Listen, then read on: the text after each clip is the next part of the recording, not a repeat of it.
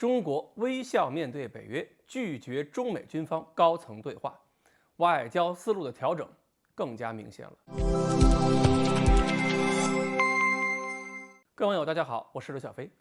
前几天呢，我相信大家都注意到一个话题，就是北约跟欧盟10日签署一个合作联合宣言，旨在加强欧洲集体防御，应对共同的安全威胁。其中谈到中国的时候，说中国给欧盟还有北约带来的是需要应对的挑战。随后，国内很多媒体是纷纷表示这是欧盟在北约的控制之下对中国下战书。还有媒体表示，应该组成一个中俄集团，打倒美国，还可以瓦解欧洲，瓦解北约。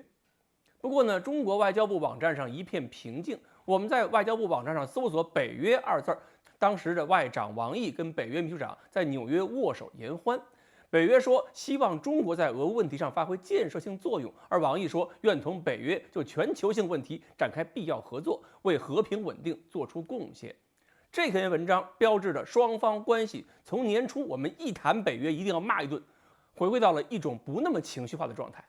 其实呢，就在北约欧盟发表声明的当天，中国驻欧盟使团团长傅聪就去了北约总部。很多人以为傅聪是去北约总部骂架的，然而并非如此。根据北约官方网站的描述，北约秘书长杰瓦纳还有傅聪双方就气候变化、防止核扩散问题展开了讨论，这是双方早就约好的共同关心话题。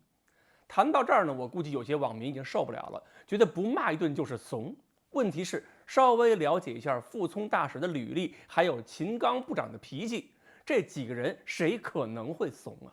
？16号，傅聪大使接受中国环球电视网专访的时候，主持人还提了个问题，说跟北约副秘书长见面合影的时候，为什么面带微笑呢？傅聪大使说，建设性对话意味着我们需要通过严肃但友善的方式讨论问题，这就是为什么脸上带着微笑。但是要讨论严肃问题的时候，那就可以表现得相当坚定。请大家放心，带着微笑不意味着我们对北约示弱。我相信呢，很多人会想不通，其实我们要考虑几个问题，要想通中国当前的外交政策就不难。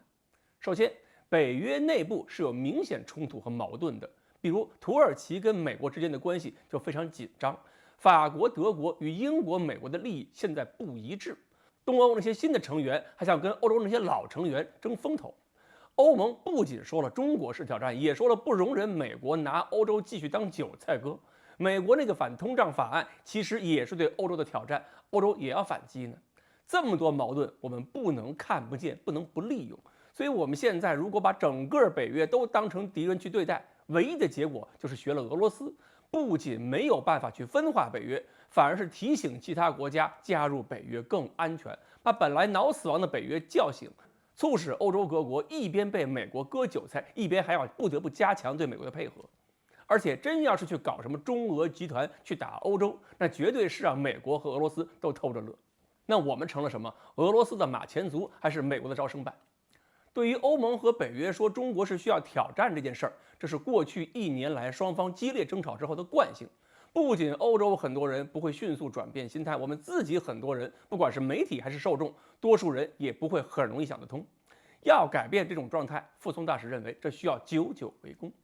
特别是最近秦刚部长和俄方会晤的时候，还特别强调了3不原则：不结盟、不对抗、不针对第三国。这话更多也是说给欧洲听，消除我们过去说的中俄合作无上限，这是用最清楚的方法说清楚中国在俄乌问题上的中立态度，消除我们过去说的中俄合作无上限那个说法给欧洲带来的焦虑心态。当然，这也是为后续调整中国的对外口径，消除不必要的敌对态度铺平道路。